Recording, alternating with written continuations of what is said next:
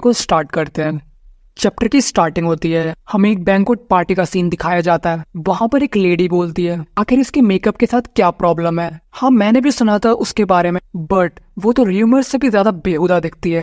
तभी हमारी main lead character वहां पे एंट्री मारती है और वो सीधा एक पर्सन की तरफ बढ़ती है। फिर वो जो पर्सन है वो भी घबराने लगता है।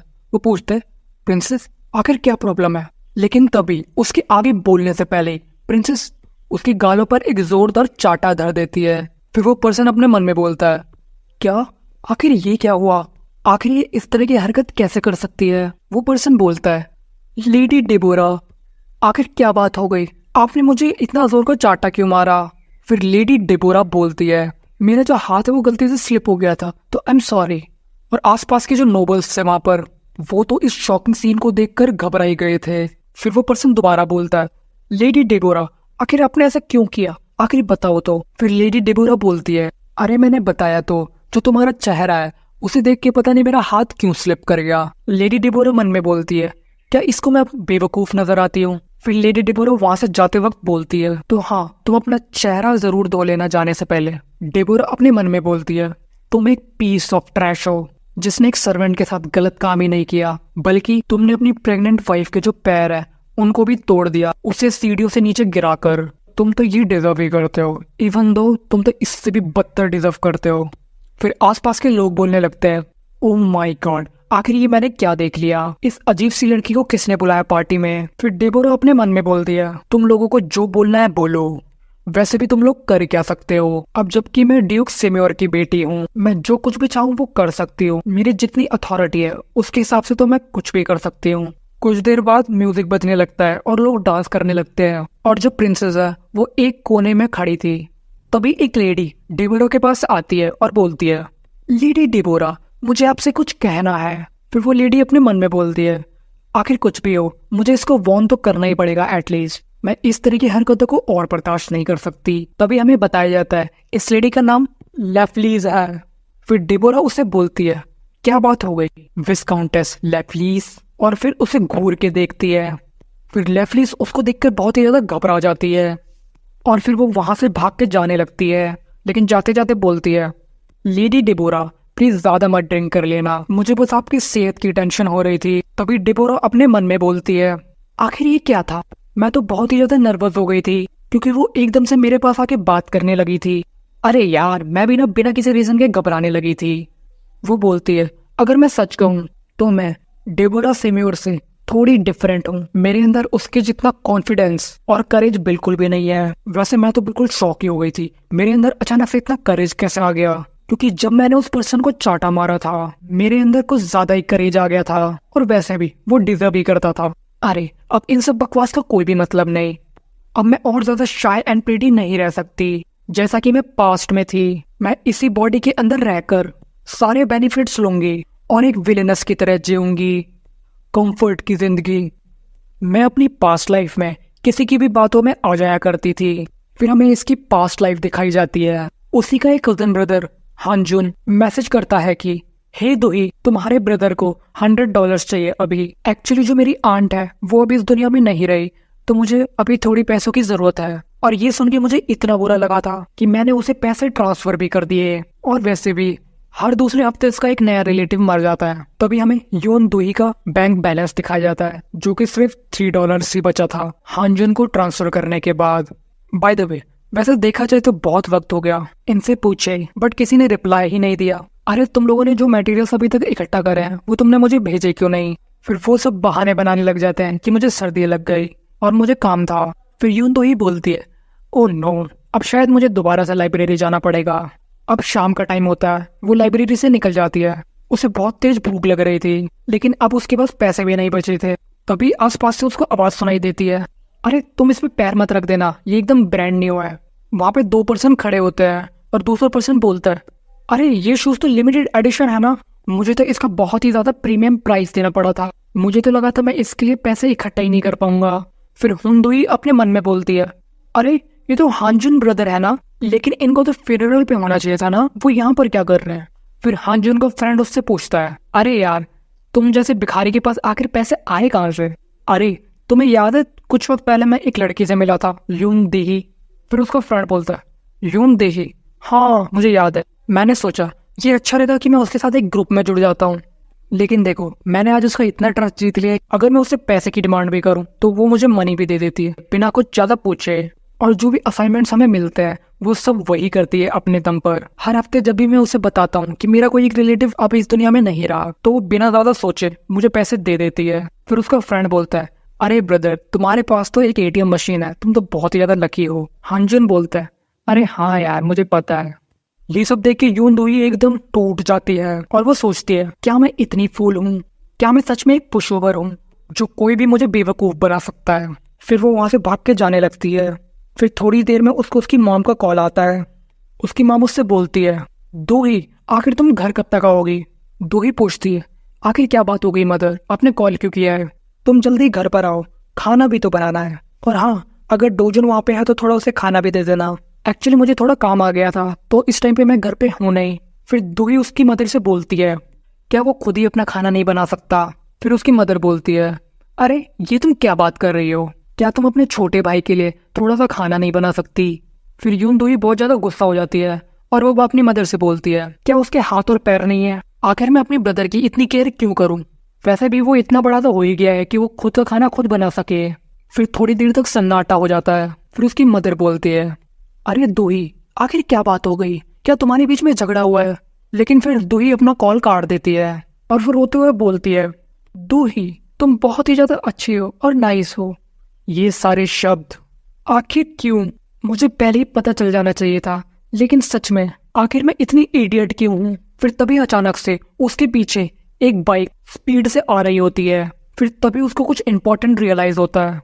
फिर उसी मोमेंट पर उसका एक्सीडेंट हो जाता है। फिर उसकी डेथ हो जाती है वहीं पे। तो कुछ इस तरह मेरी मीनिंगलेस डेथ हुई एंड फिर मैं रीइंकारनेट हो गई और मैं एक नोवल वर्ल्ड के अंदर ट्रांसमाइग्रेट हो गई, जिसमें मुझे ब्लैक थ्रोन को पाना है, वो भी एक विलेनस का रोल निभाते हुए, जिसका नाम डेबोरा सेम्योर है।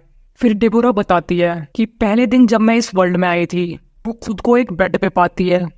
फिर वो मिरर के आगे आती है और अपने आप को देखती है। फिर वो एकदम शॉक होके बोलती है, अरे मैं कितनी प्रीटी लग रही हूँ। वो सोचती है, आखिर ये सब हो क्या रहा है? मैं जग क्यों नहीं रही? क्या मुझे बुखार तो नहीं हो गया? क्या बस ये एक सपना नहीं है? फिर वो खुद को पिंच करती है और बोलती है, अरे यार ये तो बहुत ही ज्यादा दर्द कर रहा है। तभी एक सर्वेंट डेबोरा के रूम में आता है ब्रेकफास्ट को लेकर, और उस सर्वेंट से गलती से जो ब्रेकफास्ट है वो गिर जाता है। फिर वो बहुत ही ज्यादा घबरा जाती है और अपने घुटने पे आ जाती है। फिर वो बोलती है, मुझे माफ कर दीजिएगा प्रिंसेस, मैं मरना डिजर्व करती हूँ, मुझसे बहुत बड़ी गलती हो गई। फिर यून दोही, जो कि डेबोरा की बॉडी में आ चुकी थी, उसको कुछ समझ में नहीं आ रहा था, वो कंफ्यूज हो चुकी थी। वो सर्वेंट बोलती है, लेडी डेबोरा प्लीज मुझे माफ कर देना। फिर यून दोही अपने मन में बोलती है, डेबोरा, ये नाम पता नहीं क्यों सुना सुना सा लग रहा है। फिर वो बोलती है, अरे हाँ मुझे याद आया, ये तो वो नोवेल है टू डिवॉर द ब्लैक थ्रोन, इसको मैं पढ़ा करती थी। और डेबोरा तो उस नोवेल की मेन विलनस थी, और जो इस नोवेल का राइटर था वो इस फीमेल लीड को बहुत ही ज्यादा सफर कराता है नोवेल के अंदर। ये जो कैरेक्टर है, ये एक ऐसा कैरेक्टर है जो कि हर दिन कुछ ना कुछ बखेड़ा खड़ा कर देती थी, और इसकी एंडिंग भी बहुत ही ज्यादा बेकार होती है, जिसमें ये जेल में लॉक हो जाती है अपनी पूरी जिंदगी के लिए। फिर दोही बोलती है, इसकी पेल स्किन और खून की तरह लाल आंखें और वॉयलेट हेयर बिल्कुल वैसी है जैसे बुक की डिस्क्रिप्शन में लिखी थी। वो बोलती है, क्या आखिर ये सब कैसे पॉसिबल है? नो वे। तभी पीछे से एक पर्सन आता है। वो बोलता है, आखिर इस बार तुमने क्या बखेड़ा खड़ा कर दिया? फिर दोही अपने मन में बोलती है, अरे ये तो वही है, डेबोरा का फादर जॉर्जियस सेम्योर। ये इस वर्ल्ड के 5 सबसे बड़े आर्क मेजिस में से एक हैं, और इस पूरे सेम्योर फैमिली के अंदर इन्होंने बहुत ही ज्यादा बड़े बड़े काम करे हैं और खूब सारा फेम कमाया है। ये एक ऐसा कैरेक्टर है जो बहुत ही ज्यादा कोल्ड टेम्पर्ड है। दोही बताती है, मरियन सेम्योर एक लौती ऐसी पर्सन जिससे खुल के बात करता था, वो भी अब मर चुकी है। एनरिक जो कि यंगेस्ट चाइल्ड है, उसको बर्थ देते हुए। उसके बाद से तो ये और भी ज्यादा कोल्ड नेचर का हो गया। फिर दोही बताती है, और सबसे इम्पोर्टेंट चीज, ये सच में इसकी बेटी डेबोरा को बहुत ही ज्यादा हेट करता है। फिर जॉर्जियस बोलता है, पैथेटिक लड़की, क्या भूखा रहना कॉफी नहीं था कि अब तुम खुद को चोट भी पहुंचाने लग गई? तुम सिमी और फैमिली के नेम पे एक धब्बा हो, तुम उल्टी सीधी हरकतें करती रहो, ऐसा चेहरा लेकर जो कि मेरी वाइफ की तरह दिखता है। फिर जॉर्जियस बोलता है, और हाँ, उस ज्वेल के बारे में इतना खास क्या है जो तुम ये सब कर रही हो। फिर डेबोरा अपने मन में बोलती है, ज्वेल। फिर उसे याद आता है कि जो डेबोरा थी वो बहुत दिनों से हंगर स्ट्राइक पे थी, क्योंकि उसे बहुत ही ज्यादा प्रीशियस ज्वेल चाहिए था, जो कि पूरे यूरोप में सिर्फ एक ही मौजूद है, द पिंक डायमंड। ऐसा लगता है मैंने कुछ ज्यादा ही हंगामा कर दिया और भूख हड़ताल कर दी, तो मुझे हैरानी नहीं है कि मुझे बहुत ही ज्यादा भूख लग रही है अभी। फिर जॉर्जियस डेबोरा से बोलता है, यहाँ पर एक लिमिट लाइन है जिसको तुम भी नहीं क्रॉस कर सकती, भले ही तुम मेरी बेटी क्यों ना हो। ये तुम्हारी फाइनल वार्निंग है और इतने ट्रबल करना बंद करो। तभी डेबोरा अपने मन में बोलती है, आखिर किसी के फादर इतने हैंडसम, मेरा मतलब ब्रूटल कैसे हो सकते हैं। ये बोल के जॉर्जियस वहां से चला जाता है। तभी पीछे से वो सर्वेंट बोलती है, माय लेडी, मुझे माफ कर देना, ये सारी मेरी गलती थी, मेरी वजह से आपको इतना डांट खानी पड़ी, प्लीज मुझे माफ कर दीजिए। फिर डेबोरा अपने मन में सोचती है, मैं बार बार ये सोच के परेशान नहीं होना चाहती कि मैं एक नोबल वर्ल्ड में फंस चुकी हूँ जिसमें कोई भी दूसरा इंसान मेरे साथ नहीं है। फिर डेबोरा उस सर्वेंट से बोलती है, ऑल राइट, कोई बात नहीं, अब तुम यहाँ से जा सकती हो। फिर सर्वेंट वो सब साफ करके वहां से चली जाती है। एंड अब के बाद मैं डूही को डेबोरा करके ही बुलाऊंगा, तो कंफ्यूज मत होना। फिर डेबोरा बोलती है, ये ऊपर वाले ने मुझे किस सिचुएशन में लाके पटक दिया। मैंने अपनी पिछली जिंदगी एक पुशओवर बन के बिता दी थी, अब इस वर्ल्ड में ट्रांसमाइग्रेट हो गई। और सबसे बेकार बात, मैं ना ही इतनी कोई खास मेन कैरेक्टर हूँ, बल्कि मैं तो किसी मेन कैरेक्टर की बेस्ट फ्रेंड भी नहीं हूँ। और वैसे भी उन सभी कैरेक्टर्स में से मुझे इस विलेनस का ही क्यों रोल मिला, आखिर डेबोरा ही क्यों। बट फिर भी ये इतना बुरा भी नहीं है। डेबोरा की बॉडी के अंदर आए मुझे 10 दिन हो गए हैं। हाँ, जो रेपुटेशन है वो इतनी अच्छी नहीं है, बट एक विलेनस की तरह जीना इतना बेकार भी नहीं है। वो बोलती है, अब तुम लोग इसी को देख लो, इस डेबोरा ने इनको कितना बुरी तरह ट्रीट किया होगा इतना डिसिप्लिन में लाने के लिए। फिर डेबोरा बोलती है, वैसे देखा जाए तो ये इतना कुछ खास मैटर नहीं करता और शायद ये अच्छा ही हुआ। तभी पीछे से एक सर्वेंट बोलती है, मिस, क्या आपने ब्रेकफास्ट कर लिया। डेबोरा बोलती है, अभी नहीं, तुम जाओ यहाँ से। वो बोलती है कि हाँ, ये बहुत ही अच्छी जिंदगी है अगर मेरी पिछली जिंदगी को कंपेयर किया जाए तो। डेबोरा की बॉडी के अंदर रहकर मैं जो चाहूँ वो कर सकती हूँ और किसी के पास इतनी अथॉरिटी नहीं कि वो मुझे कुछ करने से रोक पाए। और ये पहली बार है कि मैं अपनी 24 साल की जिंदगी में एक लग्जरियस जिंदगी जी रही हूँ। मुझे नहीं लगा था कि इस वर्ल्ड में जो मॉर्निंग है वो इतनी ज्यादा पीसफुल एंड रिलैक्स होती है। आखिर कौन जानता था कि मेरी पुश ओवर लाइफ में इस तरह का टर्निंग पॉइंट आएगा। और जैसा कि मुझे फादर ने कहा कि मैं अभी प्रोबेशन में हूँ, तो ऐसी प्रोबेशन में मैं पूरी जिंदगी रहना पसंद करूंगी। और जिनको नहीं पता, प्रोबेशन से इसमें मतलब है कि डेबोरा को पनिशमेंट मिली है और वो रूम के अंदर बंद है। फिर थोड़ी देर बाद एक लेडी डेबोरा के रूम में एंटर करती है और वो बोलती है, ये बहुत ही ग्रेट हॉनर की बात है कि मुझे आपसे मिलने को मिला लेडी डेबोरा। मेरा नाम हेलेन है और मैं एक डिजाइनर हूँ। फिर डेबोरा अपने मन में बोलती है, भले ही मैं बाहर नहीं जा सकती पनिशमेंट की वजह से, बट इससे कुछ खास फर्क नहीं पड़ता क्योंकि मैं जब चाहूँ तब एक अप्रैल डिजाइनर को बुला सकती हूँ। और ये कुछ ऐसा है मानो किसी ने मेरे मुंह में सोने का नहीं, डायमंड का चम्मच डाल दिया हो। ये लोग मुझे खाना खिलाते हैं, मुझे नहलाते हैं, मुझे ड्रेसअप कराते हैं और मुझे 1 इंच भी नहीं हिलना पड़ता। फिर हेलेन बोलती है, अरे मैं इसको एडजस्ट नहीं कर पा रही, लेडी बस 1 मिनट रुकना। फिर थोड़ी देर में वो एक के बाद एक ड्रेसेस को डेबोरा के सामने लाकर रख देती है। फिर लेडी डेबोरा अपने मन में बोलती है, आखिर इतनी सारी अल्ट्रा लग्जरियस ड्रेसेस यहाँ पे क्या कर रही हैं। मेरा जो पूरा रूम है वो एकदम डिपार्टमेंट स्टोर के एक VIP रूम की तरह बदल गया है। फिर हेलेन बोलती है, हम बहुत ही ज्यादा खुश हैं और ये एक होनर की बात है कि आपको हम हमारे बुटीक ड्रेसेस दिखा पाए लेडी डेबोरा। फिर हेलेन अपने मन में बोलती है, आखिर इनका कोई रिएक्शन क्यों नहीं आ रहा, क्या ये ड्रेसेस इनको पसंद नहीं आई। फिर हमें बताया जाता है कुछ समय पहले जब डूही इस वर्ल्ड में ट्रांसमाइग्रेट नहीं हुई थी, तब लेडी डेबोरा ने हेलेन को कहा था, हे तुम मेरे लिए नई ड्रेसेस तैयार करो। फिर हेलेन उनसे बोलती है, लेडी डेबोरा, मैं ये कहना चाह रही थी कि इस सीजन थोड़ा मुश्किल हो सकता है क्योंकि इस वक्त बहुत सारे रिजर्वेशन आ चुके हैं हमारे पास। फिर डेबोरा उसे गुस्से में बोलती है, क्या तुम मुझे मना कर रही हो। फिर हेलेन बहुत ज्यादा घबरा जाती है और बोलती है, अरे नहीं माय लेडी, मैं मेक श्योर करूंगी कि जल्दी से जल्दी आपकी जो ड्रेसेस है वो टेलर हो जाए। हेलेन अपने मन में बोलती है, अरे अभी तो बस 3 वीक्स ही बीते हैं जब इन्होंने मुझ पर चिल्लाया था और मुझे धमकाने लगी थी। खैर जो भी हो, अगर मैंने अभी इसको इम्प्रेस नहीं किया और ये मुझसे दोबारा से गुस्सा हो गई तो फिर कौन जानता ये मेरे साथ क्या करेगी। फिर हेलेन डेबोरा से बोलती है, लेडी डेबोरा, इन दिनों ये सारी बहुत ही ज्यादा पॉपुलर ड्रेस स्टाइल्स हैं। तभी लेडी डेबोरा एक ड्रेस के पास आती है और अपने मन में बोलती है, ओह माय गुडनेस, ये कितनी अमेजिंग ड्रेस है, कितनी फ्लैशी दिख रही है और मैं बहुत ही ज्यादा प्रीटी भी लगूंगी इस चेहरे के साथ, तो नो मैटर मैं कोई सी भी ड्रेस पहन लूं। फिर हमें बताया जाता है जो डेबोरा है, क्योंकि वो उन लोगों को ये रियलाइज नहीं कराना चाहती कि वो एक पुश ओवर है। फिर हेलन डेबोरा से पूछती है, लेडी डेबोरा आपको ये ड्रेस कैसी लगी? तभी उस ड्रेस के जो व्हाइट फर थे वो धीरे धीरे डेबोरा के पास आते हैं। इस वजह से उसे छींक आने लगती है। फिर डेबोरा सोचती है, नहीं मुझे कुछ भी करके इसको रोकना होगा। फिर हेलन बहुत ही ज्यादा घबराते हुए बोलती है, लेडी डेबोरा ये जो ड्रेसेस है ये बस एक प्रोटोटाइप है अभी के लिए, जिसके ऊपर अभी हम काम कर रहे हैं। अगर आप मुझे बस 3 दिन और दे देंगी तो मैं आपके लिए और भी ज्यादा फ्लैशी और सॉफ्टी ड्रेसेस तैयार करूंगी। फिर डेबोरा अपने मन में कहती है, क्या यहाँ पे ऑलरेडी बहुत सारी ड्रेसेस है लेकिन अभी भी इसके पास और ड्रेसेस बाकी है?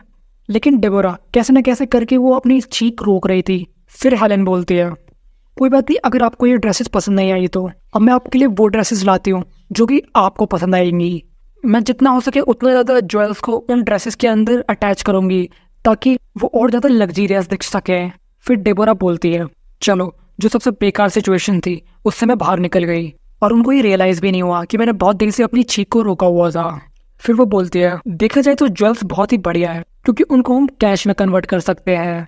फिर डेबोरा एक मिरर के सामने आती है और खुद को देखते हुए कहती है, इससे फर्क नहीं पड़ता मैं इसको कितनी बार देखूं, लेकिन ये एक टैलेंटेड और एक प्रीटी फेस ही दिखता है। अब बस थोड़ा सा मुझे अपनी आईब्रोज को रेज करना है जिससे मैं थोड़ी और डरावनी लग सकूं।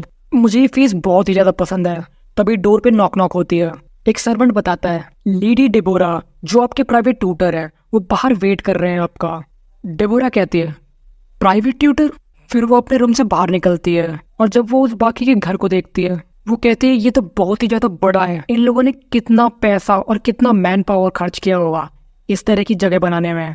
एंड सच कहूं तो मैं बहुत ही ज्यादा जेलस फील कर रही हूँ क्योंकि इस डेबोरा के पास एक प्राइवेट ट्यूटर भी था और रही बात मेरी, तो मेरे पास तो एक बेसिक सा इंटरनेट कोर्स लेने तक का ही मनी नहीं होता था। वैसे अब देखते हैं क्या होता है, क्योंकि हर दिन मैंने स्किप ही किया है और एक भी दिन का होमवर्क मेरा कंप्लीट नहीं है। और हुआंग जो मेरा ट्यूटर है, इस वजह से वो मुझ पे बहुत ज्यादा गुस्सा हुए थे। अब ये कैसी अजीब अजीब सी मेमोरीज मेरे दिमाग में आ रही है। ऑल्दो डेबोरा को अपनी पूरी जिंदगी में किसी चीज की टेंशन नहीं थी, तभी वो उसके ट्यूटर के पास पहुंच जाती है और वो बोलती, अरे रुको, अगर मैं इस बारे में सोचूं तो मैंने ये रियलाइज किया है 24 साल की एक पुश ओवर लाइफ जीने के बाद अब यहाँ पे कोई ऐसा रीजन बचता ही नहीं है कि मैं अब एक पुश ओवर की तरह जिंदगी जीऊं। फिर वो बोलती है, क्या ये पर्सन तो ये तो तुम हो, the second son of the family, बेलेक सेम्योर।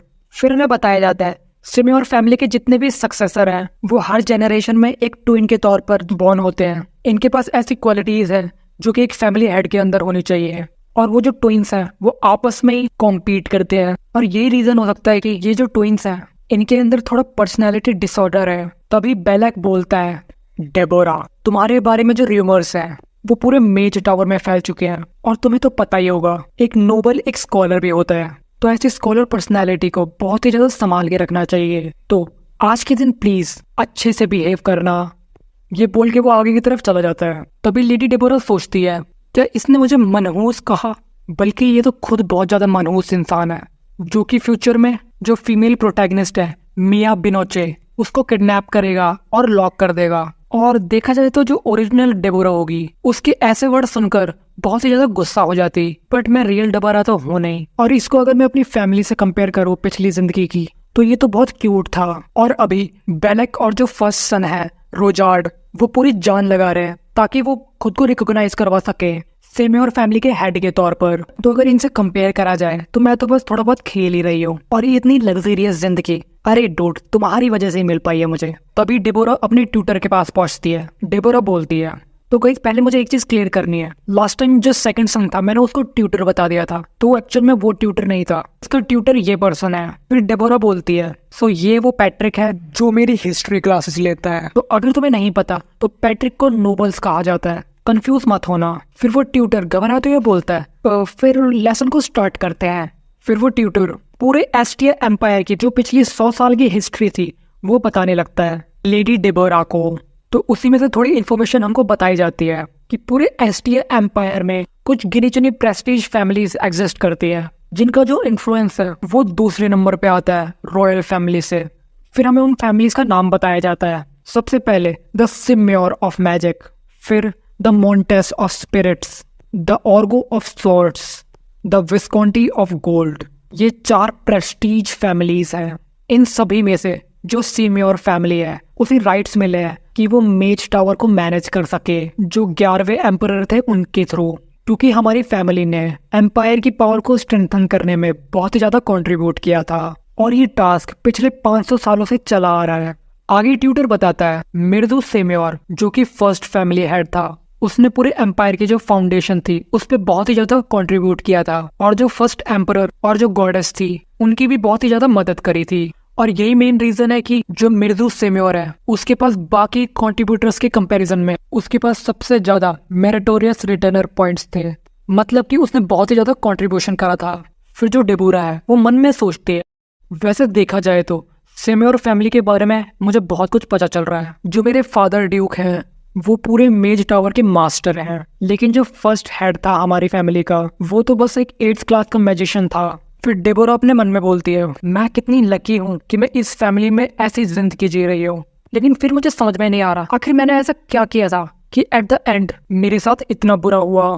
फिर सीन शिफ्ट होता है, हमें सेम्योर फैमिली की एक दूसरी बिल्डिंग दिखाई जाती है जो कि एक मैजिक ट्रेनिंग फील्ड थी। फिर डेबोरा मन में कहती है, मेरे हिसाब से इस मैजिक सर्कल क्लास के बाद सारी थ्योरी क्लासेस खत्म हो जाएंगी। फिर एक लेडी डेबोरा को वेलकम करती है, बट वो बहुत ही ज्यादा कांप रही होती है। फिर डेबोरा सोचती है, इन लोगों ने सारा सामान छुपा दिया, जो कुछ भी मैं अपने हाथों से फेंक सकती हूँ, क्योंकि मैं बहुत सारे मैजिक टीचर्स के साथ मिल चुकी हूँ।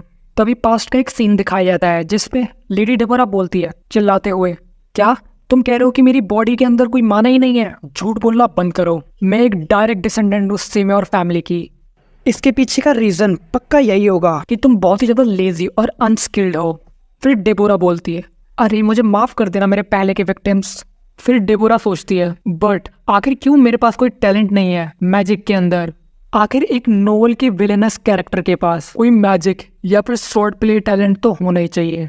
और तो और जो सिम्योर ब्लड लाइन है वो तो पूरे एम्पायर में फेमस है उनकी हाई मैजिक कंपैटिबिलिटी के लिए। क्या ऐसा इसीलिए क्योंकि मैं इस नोवेल की विलेनेस हूँ, मुझे किसी तरह का डीबफ मिला है? फिर वो बोलती है, अरे नहीं ऐसा नहीं हो सकता, मेरे पास आउटस्टैंडिंग ब्यूटी और स्टेमिना है और एक अच्छी खासी बैकिंग भी है, तो अगर इस सब को देखा जाए तो मेरे पास ऑलमोस्ट सब कुछ है। फिर एक ट्यूटर बोलती है, लेडी डेबोरा अगर आप ठीक है तो क्या हम क्लासेस को शुरू कर सकते हैं? वो ट्यूटर अपने मन में बोलती है, पता नहीं क्यों मुझे थोड़ी घबराहट सी महसूस हो रही है क्योंकि आज शायद इनका थोड़ा मूड ऑफ है। फिर वो ट्यूटर बोलती है, माय लेडी आप उधर की तरफ नहीं जा सकती, बट डेबोरा उसको नहीं सुनती। फिर 2 ही बताती है, डेबोरा एक विलेनस इसलिए बनी थी क्योंकि वो लोगों को बुली किया करती थी, क्योंकि उसको ऐसा लगता था कि वो बिल्कुल टैलेंटलेस है और वो कुछ भी बड़ा नहीं कर सकती, तो इसी वजह से अपनी अथॉरिटी का फायदा उठा के वो लोगों को बुली किया करती थी। लेकिन अब जब मैं डेबोरा की जिंदगी जी ही रही हूँ तो अब कोई ऐसा रीजन बचता ही नहीं है कि मैं उन लोगों को बुली करूँ। मेरा ऐसा करने की कोई इंटेंशंस नहीं है। और जहाँ तक मैं जानती हूँ नोवेल्स के अंदर जितने भी मेन कैरेक्टर्स होते हैं और उनके पास जितनी पावर होती है फिर उनको उतना ही सफर करना पड़ता है लोगों की जलन से। इसका मतलब अगर मैं अपनी जिंदगी शांति से बिताऊंगी तो मैं भी एक पीसफुली जिंदगी बिता पाऊंगी। अब क्योंकि मेरे पास कोई स्पेशल पावर्स तो है नहीं। फिर पीछे से वो ट्यूटर बोलती है, लेडी डेबोरा क्या आप ठीक है? फिर सीन शिफ्ट होता है, हमें डेबोरा को दिखाया जाता है जो कि फ्लावर बाथ ले रही होती है, कई सारे सर्वेंट्स उसको सर्व कर रहे होते हैं। फिर डेबोरा बोलती है, यार ये कुकी तो खाने में बहुत ही अच्छा है, अ मास्टर शेफ मैकरोन, जो कि हर दिन लगभग 77 ही बिकते हैं। डेबोरा बताती है, शुरुआत में तो मुझे ये सब बहुत अजीब और ऑकवर्ड लगता था, लेकिन अब क्या ही मजे वाली जिंदगी है। फिर डेबोरा बताती है, कितना अच्छा होगा अगर हमेशा के लिए सब कुछ ऐसा ही रहे। एंड हाँ, इसी के साथ जो डेबोरा का फ्यूचर है ओरिजिनल नोवेल के हिसाब से मुझे वो बदलना है। सबसे पहला रीजन कि जो डेबोरा है वो मॉनेस्ट्री में भेजी गई, ऐसा इसलिए हुआ था उसने मिया बेनोक जो कि इस नोवेल की फीमेल लीड कैरेक्टर है उसके साथ कुछ बखेड़ा खड़ा कर दिया था। उसको उसके बालों के साथ पकड़कर उसे बहुत ज्यादा चाटे मारे और उसकी ड्रिंक के अंदर हाइड्रोक्लोरिक एसिड को डाल दिया। फिर डेबोरा बोलती है, हाँ कितना फनी है ना, मेरी पास्ट लाइफ तो कुछ ज्यादा ही अमेजिंग थी। एंड हाँ, मैं उसको कैसे भूल सकती हूँ जो सबसे इम्पोर्टेंट इवेंट था। डेबोरा बताती है, जो मिया का दूसरा बॉय टॉय था जो कि क्राउन प्रिंस है, उस वुडू डॉल की वजह से उसको एक बहाना मिल गया था मुझे सजा दिलवाने का। फिर वो बताती है इस पूरे के पूरे एम्पायर में जहाँ पर जो सेंटेस की रैंक्स है वो एम्परर और रॉयल्टी से भी हायर होती है। तो जब डेबोरा ने मिया को परेशान कर ही दिया था, जिसको सेंटेस नैला का रीइंकार्नेशन भी माना जाता है, तो ऑफ कोर्स डेबोरा को कोई डेथ पेनल्टी तो नहीं मिली थी क्योंकि वो जॉर्जियस की बेटी थी। बट हाँ, उस वक्त डेबोरा एक ट्रायल के अंदर चली गई थी और मॉनेस्ट्री के अंदर भेज दिया गया था उसको। एब्सोल्युटली मुझे ऐसी एंडिंग तो बिल्कुल भी नहीं चाहिए। तो मुझे कुछ भी करके डेबोरा का फ्यूचर चेंज करना होगा। तो फिर अगर मुझे एक कंफर्टेबल जिंदगी जीनी है, जो उस फीमेल लीड कैरेक्टर से तो दूरी बना के रखनी होगी। और मैं बहुत लकी हूँ कि अभी ये जो टाइम पीरियड चल रहा है, ये तो फर्स्ट बुक का टाइम पीरियड है जहाँ पर डेबोरा अभी तक मिया से मिली भी नहीं। और नोवेल की फर्स्ट बुक के हिसाब से जो मिया का पहला बॉय टॉय था पिलाफ, जो कि बहुत ही ज़्यादा इंजर्ड हो गया था एक मैजिकल बीस्ट की वजह से, तो मिया ने उसको हील कर दिया था। उसके बाद पिलफ को मिया से प्यार हो गया, जिसने कि उसकी जिंदगी बचाई थी। फिर पिलफ मिया से बोलता है, लेडी अब मैं आपको किस तरह रिपे करूं, आपने मेरी जिंदगी बचाई है। फिर मिया बोलती है, मैंने वही किया जो मुझे सही लगा और जो मुझे करना चाहिए था। और फिर वो बोलती है, मैं बस इतना चाहती हूँ कि पिलफ तुम जल्दी से जल्दी रिकवर हो जाओ। फिर कुछ दिनों बाद का सीन दिखाया जाता है जिसमें पिलफ बोल रहा होता है, अरे मिया का बर्थडे जल्दी आने वाला है, मुझे किस तरह का गिफ्ट उसके लिए लेना चाहिए जिससे वो खुश हो जाए। तभी एक सर्वेंट पिलफ के पास में आता है और उससे कहता है, सर पिलफ अभी एक न्यूज़ आई है कि जो पूरे एम्पायर का पहला कलर्ड डायमंड है वो जल्दी ही ऑक्शन होने वाला है। फिर पिलफ मन में सोचता है, ये तो वही पिंक डायमंड है जिसका कलर सेंटेंस के हेयर कलर से मैच करता है। फिर डेबोरा बोलती है, और इसी पिंक डायमंड की वजह से मुझे इतने सारे ट्रबलों से गुजरना पड़ रहा है। और तो और जो इस जेम का प्राइस था वो तो आसमान छू रहा था। और फिर डेबोरा, जो कि अपने फादर को भी नहीं मना पाई, अनफॉर्चुनेटली उसको अपनी आंखों के सामने से इस जेम को जाते हुए देखना पड़ा, क्योंकि जो पिलफ था उसने उस पिंक डायमंड की ओनरशिप को ले लिया था और मिया को उसे गिफ्ट दे दिया था। बट असली मिसफॉर्चून तो इसके बाद चालू होता है। मिया, जिसको कुछ भी नहीं पता था इसके बारे में, अगले ही दिन एकेडमी में आ जाती है उस पिंक डायमंड को पहन के। तभी डेबोरा की भी उस पर नजर पड़ जाती है। उसके बाद वो गुस्से में उसके पास आती है और उस पिंक डायमंड को मिया के गले से स्नैच करके नीचे फेंक देती है। अब क्योंकि जो डेबोरा थी वो भी पिलफ को बहुत ही लंबे समय से पसंद करती थी। Well I am not sure आगे क्या होता है। फिर डेबोरा बोलती है, एनीवेज अगर मैं इन चीज़ों का ध्यान रखूं कि पहला तो मुझे फीमेल लीड को परेशान नहीं करना, और दूसरा कि जो पिंक डायमंड है उस पर गिव अप करना, तो सिचुएशन कुछ ऐसी है। मैंने यहाँ पे इतना कुछ खास तो है नहीं। तो अगर मैं अपनी पिछली जिंदगी के बारे में सोचूं तो यून देही को कितनी मुश्किलों का सामना करना पड़ता ताकि वो एटलीस्ट एक नॉर्मल जिंदगी जी पाए। बट इस जिंदगी में मैं अपना बेस्ट दूंगी। ये जो सेकंड चांस मुझे मिला है, मुझे इसमें हर वो मुमकिन चीज़ करनी है जो यून देही के लिए कभी इम्पॉसिबल थी। मैं इस चांस को गवा नहीं सकती। तो सबसे पहले जो मुझे काम करना है वो ये कि जो मेरी असली बैकिंग की रूट है, हाँ ड्यूक सेम्योर मेरे फादर, मुझे उनसे बात करनी होगी। तभी सीन शिफ्ट होता है, हमें एक पर्सन को दिखाया जाता है। फिर वो पर्सन बोलता है, तो फाइनली एट द एंड ये दूसरा डायमंड भी रेडी हो ही गया। क्या ही कलर निकल के आया है इसका। फिर उस पर्सन के पीछे वाइस मास्टर आता है। वो बोलता है, मुझे लगता है इस बार तो रिसेप्शन भी नहीं पकड़ पाएगा और इसका जो मार्केट प्राइस होगा पक्का वो तो आसमान ही छू जाएगा। वो पर्सन बोलता है, क्या आपको सच में ऐसा लगता है? मुझे लगा था कि आपको मेरी करी हुई रिसर्च इतनी ज्यादा पसंद नहीं आती वाइस मास्टर। फिर वो वाइस मास्टर बोलता है, वैसे देखा जाए तो ये एक झूठ ही होगा अगर मैं कहूँ कि मैं नहीं पसंद करता। फिर वो वाइस मास्टर बोलता है, हाँ मुझे पहले लगा था कि मास्टर जो है बिना किसी मतलब की रिसर्चेस करे जा रहे हैं, बट अब इन्होंने एक कलर डायमंड बना ही दिया। और मुझे नहीं लगा था कि उस पिंक डायमंड को मार्केट में लॉन्च करते ही उसके प्राइसेस इतने हाई हो जाएंगे। और जब हम लोगों ने कुछ सीक्रेट एजेंट्स को ये पता करने भेजा कि आखिर वो वुमेन है कौन जिसको पिलफ पसंद करने लग गया, ये पता लगते ही फिर मास्टर ने एक ऐसा डायमंड बनाया उस औरत के यानी मिया के बालों के जैसे कलर का होगा, अपनी बढ़िया एल्केमी स्किल्स की वजह से। उसके बाद पूरे कैपिटल में ये न्यूज़ फैला दी कि यहाँ पे एक बहुत ही ज्यादा रेयर आइटम है, एक कलर्ड डायमंड जो कि इस दुनिया में एग्जिस्ट करता है। तभी डेबोरा के पास सीन शिफ्ट होता है। हमें कुछ लोगों को बात करते हुए दिखाया जाता है जो बोलते हैं, हे क्या तुमने वो न्यूज़ सुनी कि एक कलर डायमंड एग्जिस्ट करता है और इसमें कोई शक नहीं कि वो डायमंड अगले ऑप्शन में अपेयर होने वाला है। पूरे वर्ल्ड में वो एक लौता यूनिक डायमंड है जो कि कलर्ड होगा।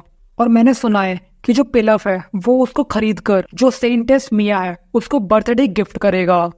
फिर डुबेरा बोलती है, क्या पिलफ सच में उसे वो पिंक डायमंड गिफ्ट करने वाला है? सो इन द एंड मार्केट में ऐसा कोई न्यू आइटम था ही नहीं शुरुआत से, ये तो बस एक फेक न्यूज थी। फिर सीन शिफ्ट होता है, वहां पर वाइस मास्टर बोलता है अब शायद इस वजह से दो बड़ी फैमिलीज आपस में कंपटीशन करने लग जाए। बट यहाँ पे एक ऐसी और न्यूज हमने फैला दी है कि जो पिंक डायमंड होने वाला है वो बहुत ही ज्यादा महंगे प्राइस में बिकने वाला है। ये सब कुछ आपके प्लान के हिसाब से ही चल रहा है।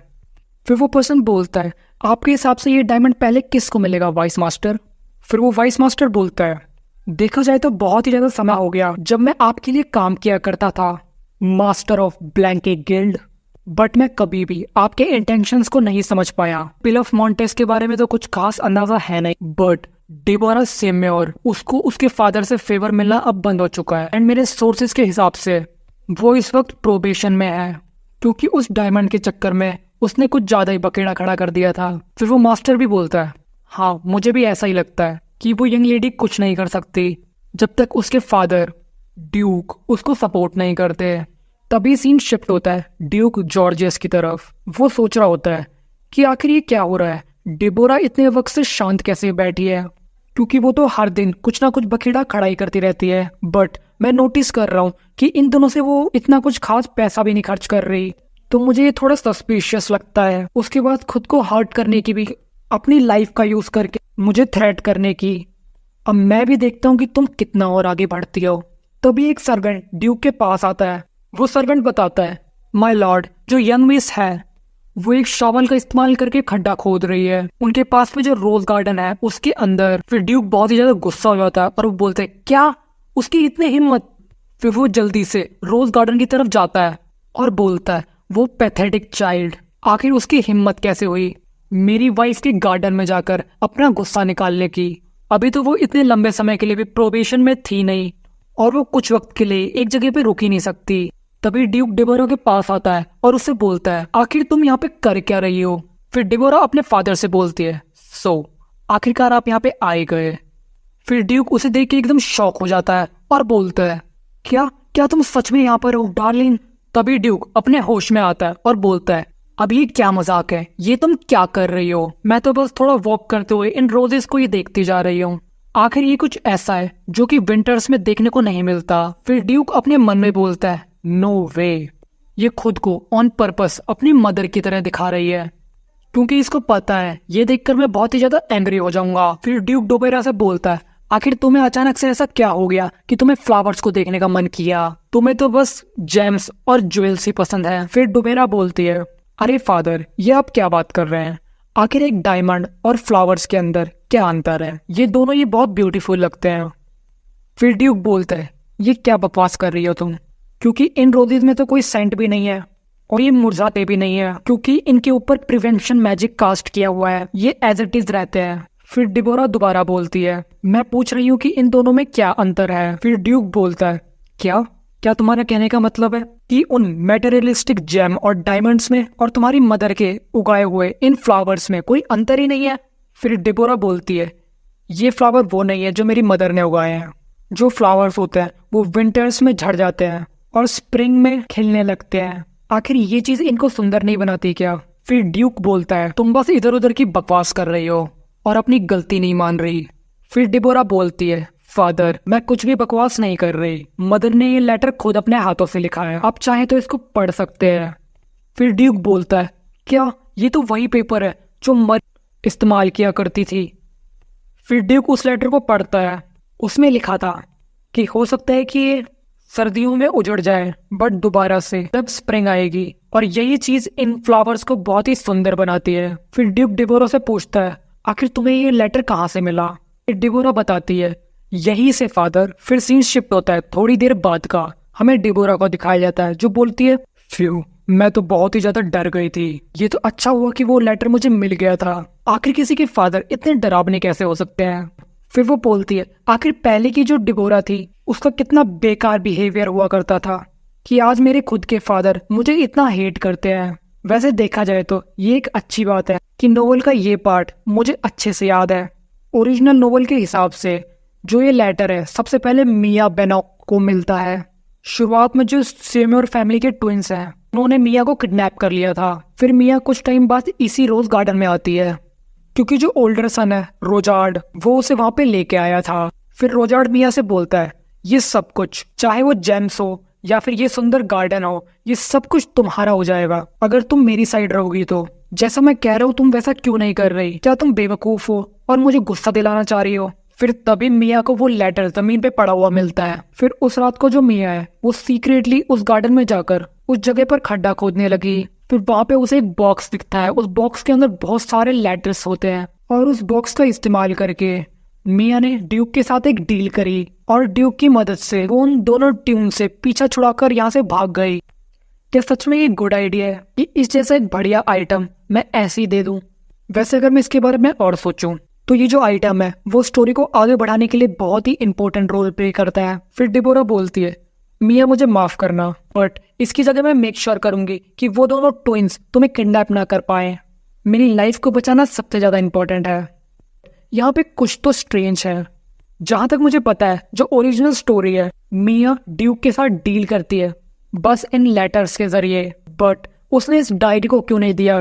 पीछे से एक सर्वेंट आता है, वो बोलता है लेडी डिबोरा यहाँ पे कुछ आपको परेशान कर रहा है। फिर हमें बताया जाता है ये लेडी डिबोरा का पर्सनल असिस्टेंट है। डिबोरा उससे बोलती है लेकिन क्या मैं तुमसे कुछ पूछ सकती हूँ? तभी सीन शिफ्ट होता है, हमें ड्यूक को दिखाया जाता है। फिर ड्यूक बोलता है हाँ मैंने सोचा था इसके बारे में जब मैं सर्दियों में गार्डन की तरफ देख रहा था। उसमें कुछ भी नहीं था, बस कुछ पतली सी ब्रांचेस थी क्योंकि जो फ्लावर्स थे वो झड़ चुके थे और वो जब ज्यादा खूबसूरत लग रहे थे जब वो खिल रहे थे। अगर मैंने उस गार्डन में मैजिक बैरियर नहीं लगाया होता तो शायद तुम्हारे ये लेटर्स मुझे पहले ही मिल जाते जब मैं उन उजड़े हुए फूलों को साफ कर रहा था। फिर ड्यूक बोलता है मरियन मुझे माफ कर दो, मैं तुम्हें बचा नहीं पाया। तभी ड्यूक के दरवाजे पे कोई आता है। ड्यूक कहता है तुम अंदर आ जाओ। तभी हमें डिबोरा को दिखाया जाता है जो कि बोलती है फादर आई एम सॉरी, मुझे माफ कर देना, क्या आप मुझे रिलीज कर सकते हैं अब पनिशमेंट से? फिर ड्यूक डिबोरा से बोलता है अब तुम्हें यहाँ पे क्या काम आ गया? फिर डिबोरा बोलती है फादर मैंने सुना कि आज आप कुछ ज्यादा ही बिजी थे और आप बहुत ज्यादा थके हुए हो, तो मैंने सोचा कि मैं आपके लिए कुछ रिफ्रेशमेंट्स लेके आ जाऊं, साथ में आपके लिए ग्रीन टी भी है। फिर डिबोरा अपने मन में बोलती है नहीं नहीं नहीं, मैं बिल्कुल भी डर नहीं रही, मैं बिल्कुल ठीक हूँ, सब कुछ अच्छे से होगा। फिर ड्यूक पूछता है आखिर कब से तुम मेरे बारे में इतनी चिंता करने लगी? डिबोरा मन में कहती है अरे बाप रे, मेरे फादर तो अभी भी इतने चार्मिंग लगते हैं जबकि इनके 4 बच्चे हो चुके हैं। ड्यूक कहता है अब तुम वहीं पे खड़ी रहोगी क्या? आओ अंदर आके बैठो। फिर डिबोरा कहती है हाँ, मुझे लगा था ये मुझे धक्के मार के निकाल देंगे। फिर जो डिबोरा का असिस्टेंट है वो उससे बोलता है माय लेडी, मुझे लगता है कि मुझे अब यहाँ से चलना चाहिए। वो असिस्टेंट अपने मन में बोलता है अब जब मैंने आपको सारी चीजें समझाई दी है कि कितने बजे उनको क्या चाहिए होता है तो मुझे यहाँ से चले जाना चाहिए। मैं नहीं चाहता मेरी वजह से कोई सीन क्रिएट हो। डिबोरा बोलती है फादर आप शायद भूखे होंगे तो चलो साथ में खाते हैं। फादर ये लेमन टार्ट है जो कि यॉन डिस्ट्रिक्ट की सबसे महंगी शॉप से मंगवाया है। फिर डिबोरा मन में कहती है मैंने ये इसीलिए बनवाया है क्योंकि ये स्पेशली जो डायरी थी उसके अंदर लिखा था उसके हिसाब से जो ड्यूक है वो हमेशा लेमन टार्ट खाना पसंद करता था जब कभी भी वो मेरी मदर के साथ डेट पे होते थे क्योंकि उन्हें स्वीट फूड्स खाना बिल्कुल भी पसंद नहीं था। फिर ड्यूक बोलता है स्वीट फूड इतनी रात में, तुम्हें नहीं लगता मैं बीमार पड़ जाऊंगा? डिबोरा कहती है ये पक्का आपको टेस्टी लगेगा, खा के देखिए। फिर ड्यूक एक स्पून लेके देता है और उसे बहुत ही ज्यादा अच्छा लगता है। फिर वो खाते रह जाता है उसको। फिर वो बोलता है आखिर तुम ये सब क्यों कर रही हो? क्या तुम्हें कोई रिवॉर्ड चाहिए मुझसे? वैसे अगर मैं तुम्हें सच कहूँ तो जो चीज तुमने ढूंढी है वो बहुत ही ज्यादा प्राइसलेस है मेरे लिए, लेकिन अगर तुम अभी भी उस पिंक डायमंड के पीछे पड़ी हुई हो तो तुम अपने रूम में वापस जा सकती हो। मैंने जो बोल दिया सो बोल दिया, मैं तुम्हें वो डायमंड नहीं ला के दे सकता। फिर डिबोरा बोलती है फादर ये आप क्या बात कर रहे हैं? मैं यहाँ पे किसी तरह की रिक्वेस्ट लेके नहीं आई हूँ, मैं बस यहाँ पे आपको कुछ देने आई हूँ। ये देखिए इसमें कोई एक लेटर नहीं, इसमें बहुत सारे लेटर्स हैं। फिर ड्यूक उससे बोलता है हाँ और कितने हैं तुम्हारे? फिर डिबोरा सोचती है मन में फादर को जल्दी ये लगने लगेगा कि ये मेरी किसी तरह की स्कीम है जिससे कि तुम्हें डायमंड्स मिल सके तुम्हारी मदर के इन लेटर्स का एडवांटेज उठा के। फिर डिबोरा बोलती है अरे नहीं फादर, ये आप क्या बात कर रहे हैं? मैं बस इन लेटर्स को आपको एक एक करके देना चाहती थी। वो मन में बोलती, बाप रे फादर कितने गुस्से में लग रहे हैं। अगर आप इन सारे लेटर्स को एक साथ ही पढ़ लेंगे तो ये तो बिल्कुल एक वेस्ट की तरह होगा। तो अब जब इतना लेट हो गया है तो मुझे लगता है मुझे अपने रूम में वापस चले जाना चाहिए फादर। फिर वो दोबारा से मन में बोलती, प्लीज प्लीज काम करना काम करना। तभी ड्यूक बोलता है, मेरी जो मसल्स है वो थोड़ी अकड़ गई हैं पूरे दिन बैठे बैठे, तो मुझे लगता है मुझे थोड़ा वॉक पे जाना चाहिए। फिर ड्यूक बोलता है डेबोरा से, अरे तुम यहाँ पे अब क्या कर रही हो, चलो मेरे पीछे आओ। डेबोरा कहती, ओके फादर, तुम्हें नींद नहीं आएगी अगर तुम इतनी स्ट्रॉन्ग टी पियोगी। नेक्स्ट टाइम कोई लाइटली टी यूज करना। डेबोरा कहती है, क्या नेक्स्ट टाइम? क्या फादर मेरी चिंता कर रहे हैं? फिर ड्यूक बोलता है, ऐसे ही मिलती रहा करो। इसी के साथ ये एपिसोड यहीं पे खत्म होता है। अब तुम लोग मुझे बताओ कि ये एपिसोड तुम लोगों को कैसा लगा। हर 2 से 3 दिन में मैं ट्राई करूंगा कि इसकी नई एपिसोड लेके आ पाऊँ। एंड ऑल्सो अगर वीडियो पसंद आई हो तो लाइक एंड सब्सक्राइब जरूर करना। और साथ ही में यार तुम कमेंट्स नहीं करते तो कमेंट्स में तुम मुझे सजेशंस दे सकते हो, साथ ही अपने रिव्यूज को शेयर कर सकते हो। तो प्लीज तुम्हारे जो कमेंट्स है वो बहुत ही ज़्यादा वर्थ इट है मेरे लिए, तो एटलीस्ट एक कमेंट तो करना बनता है। तो फिर मैं मिलता हूँ तुमसे एक नेक्स्ट वीडियो में।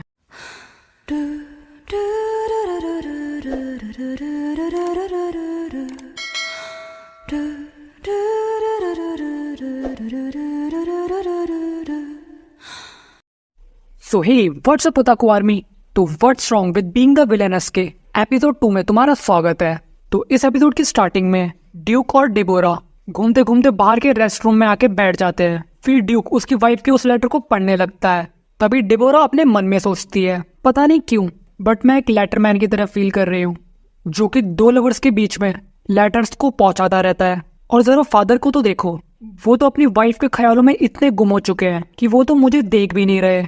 फिर वो मन में बोलती है, इस हफ्ते ड्यूक को मैंने ऑलरेडी 2 लेटर दे दिए हैं, तो क्या अब यहाँ पे थोड़ी प्रोग्रेस नहीं होनी चाहिए थी?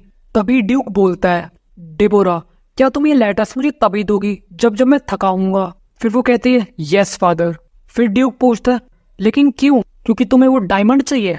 फिर डेबोरा मन में कहती है, मुझे बहुत केयरफुल होकर जवाब देना होगा। फिर वो बोलती है, वो इसलिए क्योंकि मैं आपकी और मदर की बेटी हूँ। मैंने सोचा कि मुझे एक लिंक चाहिए जिसके थ्रू मैं आप दोनों से कनेक्ट हो सकूं। फिर ड्यूक बोलता है, डेबोरा क्या इस हफ्ते तुम फ्री हो? फिर वो बोलती है, हाँ फादर। फिर ड्यूक बोलता है, फिर इस वीकेंड में हम कहीं बाहर खाना खाने चलेंगे। फिर डेबोरा फादर से पूछती है, लेकिन फादर मैं तो एक प्रोबेशन में हूं ना। फिर ड्यूक उससे बोलता है, वैसे देखा जाए तो तुमने अभी तक कोई लेसन तो सीख ही लिया होगा और तुमने अभी तक कोई ट्रबल कॉज भी नहीं किया, तो मुझे लगता है कि मुझे तुम्हें प्रोबेशन से हटा देना चाहिए। फिर वो बोलती है, थैंक यू फादर। फिर ड्यूक दोबारा से उससे पूछता है, क्या बात हो गई? तुम इतनी खुश नहीं लग रही जितना तुम्हें होना चाहिए था। फिर डेबोरा अपने मन में बोलती है, वेल फादर कितने शार्प हैं। और मैं बहुत ही ज्यादा खुश थी कि मुझे पूरा टाइम एक रूम के अंदर बिताना था और कोई भी काम करने की जरूरत नहीं थी। बट मुझे लगता है अगर मैं अपने घर को छोड़ के जाऊंगी तो पक्का कुछ ना कुछ ट्रबल खड़ा कर दूंगी। फिर वो ड्यूक से बोलती है, अरे नहीं फादर, मुझे तो बस आपके साथ टी टाइम बिताने में बहुत ही ज्यादा खुशी मिलती है बजाय घर से बाहर जाने में। फिर वो बोलता है, फिर आखिर तुम्हें क्या चाहिए? अब मुझे थोड़ी चिंता होने लगी है, तो तुम मुझे ये बताओ कि तुम्हें आखिर चाहिए क्या? डेबोरा मन में कहती है, अरे नहीं, ऐसा कुछ करने की मेरी इंटेंशंस थी नहीं, लगता है मैंने कुछ ज्यादा ही कर दिया। तभी पीछे से किसी की आवाज आती है। वो पर्सन बोलता है, सर ड्यूक, बाकी के जितने भी सबऑर्डिनेट्स हैं वो आपको कॉन्फ्रेंस रूम में वेट कर रहे हैं। फिर वो बोलते हैं, क्या ऑलरेडी टाइम हो चुका है? फिर डेबोरा बोलती है कि फादर अब जब आपको थोड़ा काम है तो मुझे लगता है मुझे भी यहाँ से चलना चाहिए, फिर मैं आपको वीकेंड पे मिलती हूँ। फिर वो बाहर आके सोचती है, अरे यार ये तो बहुत ही ज्यादा थका देने वाला काम था। फादर का दिल जीतना इतना भी आसान नहीं है। जब फादर और मैं अकेले बैठे होते हैं तब मुझे बहुत ही ज्यादा प्रेशर फील होता है खुद पर। और वैसे भी आज मैं पूरी कोशिश करूंगी कि आज मैं कुछ भी ना करूं। तभी सामने से एंट्री होती है बेलेक द सेकंड सन की। वो बोलता है, इवन ये जो तुम्हारा चलने का तरीका है बहुत ही ज्यादा बचकाना है और तुम बहुत ही ज्यादा घटिया और गिरी हुई हो। तभी डेबोरा बोलती है, अब तुम कहाँ से आ गए वापस? ये बोल के वहां से जाने लगती है। तभी बेलेक डेबोरा को रोकता है, फिर कहता है, वहीं रुको, क्या तुम इसको प्रोबेशन कहती हो? फिर डेबोरा अपने मन में कहती है, अब इसको मुझसे क्या परेशानी है? अब सीन शिफ्ट होता है 2 दिन बाद वीकेंड पर। वहां पर एक रेस्टोरेंट के अंदर ड्यूक और डेबोरा दोनों खाना खा रहे थे। तभी डेबोरा अपने मन में सोचती है, आखिर यहाँ पे कोई और कस्टमर क्यों नहीं है? वैसे इनका खाना तो बहुत ही अच्छा है।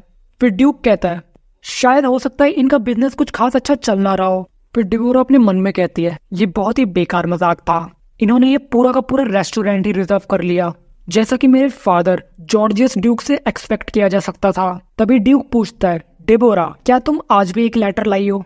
डिबोरा कहती है यस फादर। ड्यूक कहता है अब जब तुम ये लेटर्स मुझे एक बारी में एक ही देती हो तो बस मैं ये जानना चाहता हूँ क्या तुम्हारा इसके पीछे भी कोई पर्पस है? फिर वो अपने मन में कहती है बिल्कुल फादर, आपका माइंड तो बहुत ही ज्यादा शार्प है। फिर डिबोरा बोलती है फादर आज का लेटर मैं आपको एक अलग तरीके से देने वाली हूँ। वो बोलते है क्या अलग तरीके से? फिर वो कहती है फादर क्या आपके पास फ्री टाइम है? फिर ड्यूक अपने मन में कहता है इन दिनों मैं अपनी बेटी के साथ कुछ ज्यादा ही टाइम स्पेंड कर रहा हूँ, हर दिन मेरे पास बस बहुत सारा काम रहता है और जो मेरे दोनों बेटे हैं वो आपस में ही झगड़ते रहते हैं, अब मैं इन सब से थक चुका हूँ। फिर ड्यूक कहता है हाँ बिल्कुल, इसके बाद मैं थोड़ा टाइम तो निकाल ही सकता हूँ। फिर डिबोरा बोलती है फादर क्या आप अपनी आंखें बंद कर सकते हैं? वो बोलता है क्या आंखें क्यों बंद करनी है? फिर डिबोरा बोलती है अरे मैंने आपको बताया था ना कि आज मैं आपको एक अलग तरीके से लेटर दूंगी। ड्यूक कहता है क्या तुम अब इस तरह खेलोगी? मुझे नहीं पता था कि मेरी बेटी की ये साइड भी है। वो कहती है अरे मेरे फादर को स्माइल करना भी आती है। वो कहती है आप पहले अपनी आंखें बंद करिए। तभी डिबोरा एक पोएम गाने लगती है जब मेरे दिल को सर्दी लगती है और जब आप मेरे पास नहीं होते तब मैं व्हाइट ब्लूसम्स की खुशबू को लेकर गाना गाया करती थी। और ऐसी पोएम आगे तक कंटिन्यू होती है। फिर थोड़ी देर में डिबोरा पूछती है बताइए फादर आपको ये कैसी लगी? ड्यूक कहता है हाँ ये पोएम मरियम को बहुत ही ज्यादा पसंद थी और तो और इसको पढ़ने में भी बहुत मजा आता है, बट जिस तरह तुमने ये पोएम गाई तुमने आसपास का पूरा एटमॉस्फेयर ही चेंज कर दिया।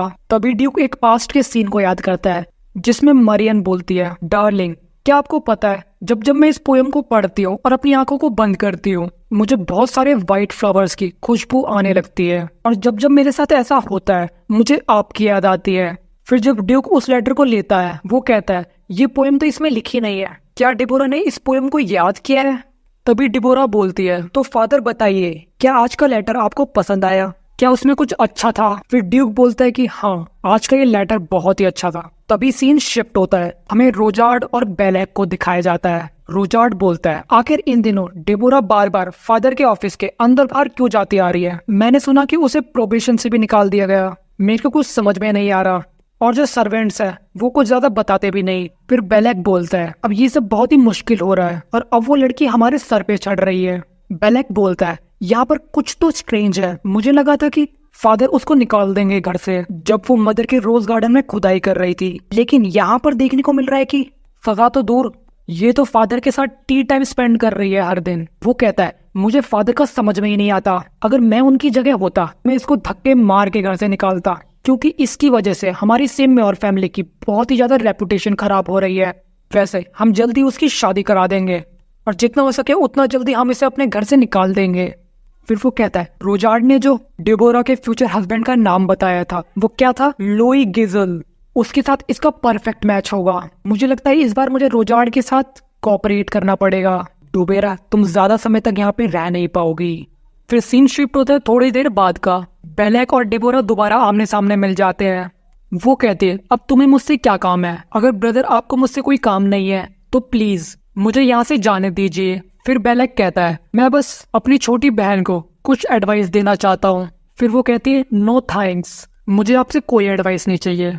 फिर बेलेक कहता है मैंने सुना कि तुमने एक ज्वेल के चक्कर में थोड़ा बकेड़ा खड़ा कर दिया था। अरे डिबोरा मुझे बस तुम्हारी थोड़ी फिक्र हो रही थी और तुम्हारा ये जो नॉनसेंस बिहेवियर है, तुम्हें तो मुझे थैंक्स बोलना चाहिए कि भले ही तुम्हारे पास कोई मैजिक का टैलेंट नहीं है और तुम थोड़ी स्टूपिड हो, बट फिर भी मैं तुम्हारे लिए एक परफेक्ट पार्टनर ढूंढूंगा जिसके पास ज्यादा कुछ नहीं, बस उसके पास तुम्हारी जवानी और तुम्हारा प्रिटी फेस ही होगा। फिर डिबोरा गुस्से में सोचती है आखिर ये बास्टर्ड करना क्या चाहता है? डिबोरा कहती है आखिर अचानक से ये आप क्या बोल रहे हो? तभी बेलेक बोलता है तुम्हें थोड़ी एटिट्यूड लेसन्स लेने की जरूरत है। यहाँ पर एटिट्यूड से मतलब रिस्पेक्ट और मैनर्स को सीखना है, अगर तुम हमारी फैमिली को शर्मिंदा नहीं करानी चाहती तो।